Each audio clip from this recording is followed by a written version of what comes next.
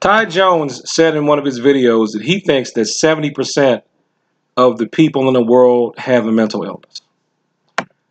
I don't think 70% of people have a mental illness, but I'm not going to contradict him. I think 70% of the people in the world are deluded in how they will fare in a fight. And Joe Rogan had said something like this too.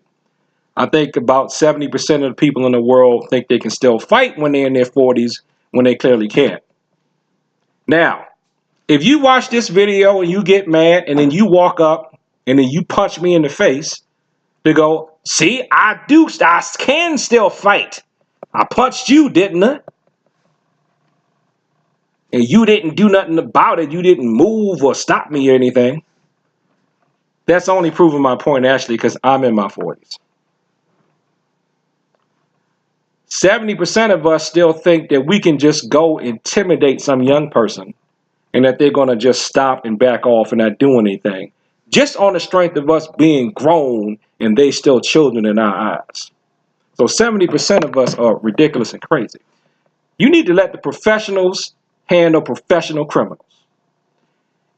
Like the guy that got beat up on the train, if they are already using an illegal drug in public, or they're breaking social norms, like I was talking about the guy that was smoking a cigarette, blew it in the wind, knowing it was going to go in my face.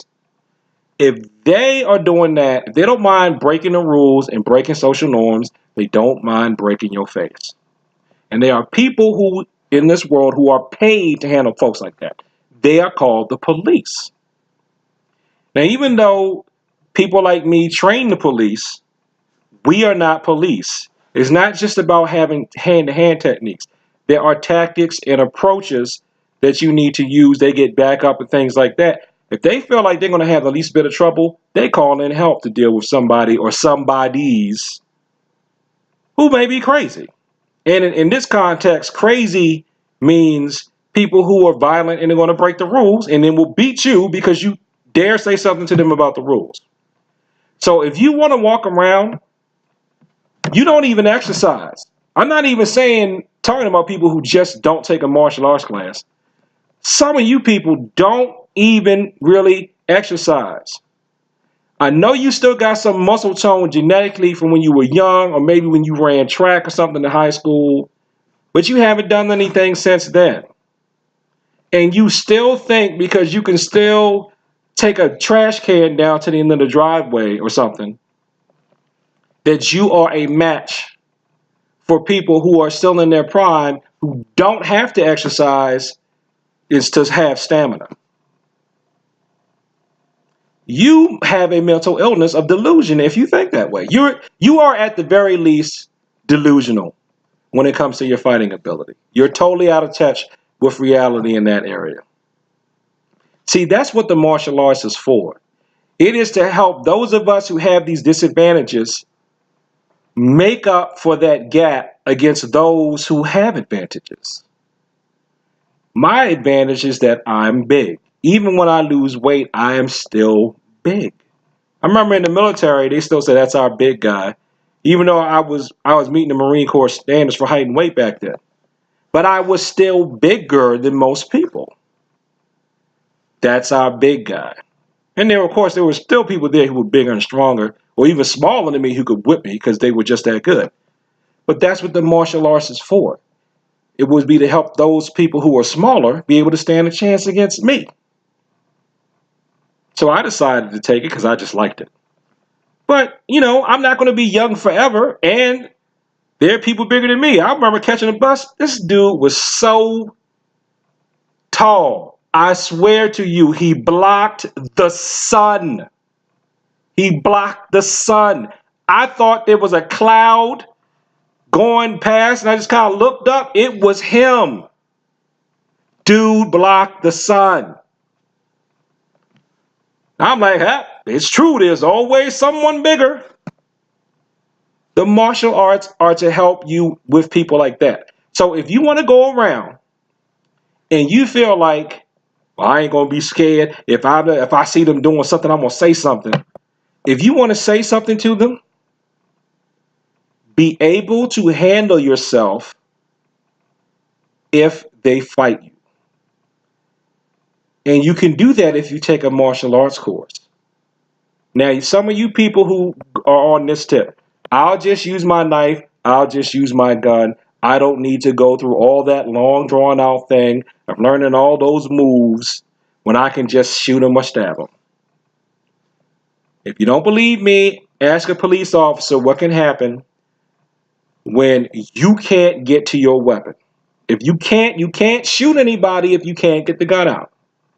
You can't stab anybody if you can't get the knife out.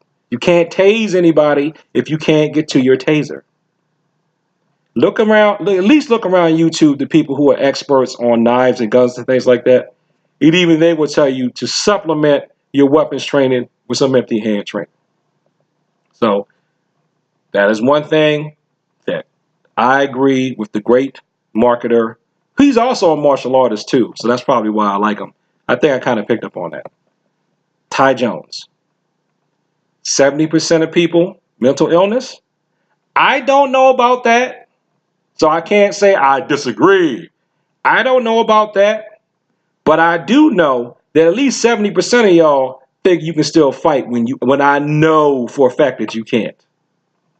P.S. That's why I have you, when you come to my class, that's why I'm so glad I got some judo background. I don't have to wait for you to engage at all. Because if I was just teaching straight Taekwondo, you would not be sparring for at least 2, 3 weeks, 4 weeks. And some of you, because you're in that 70% of people who think they can still fight, but they can't, you would feel like the class isn't real or you're not learning anything. That's why I like judo's groundwork. Because I can start you off with that right away. Because you're crawling on the ground before you're walking and you're fighting. And somebody still can get hurt behind that if you're not paying attention and following the rules, because you're part of 70%. You think you can fight. You're the type of person who comes into class and you want to challenge the instructor. You're that. If you do that, you in that 70%. And that's some of y'all even that have trained. I wouldn't do that to some. Why would I go to somebody else's class and try to prove I'm better than them? If I thought I was better than you, why would I pay you money to train with you? Doesn't make any sense. But it does if you're in that 70%, doesn't it? Yep. Peace. Like, comment, subscribe, share the video. And thank you for your time. I appreciate it.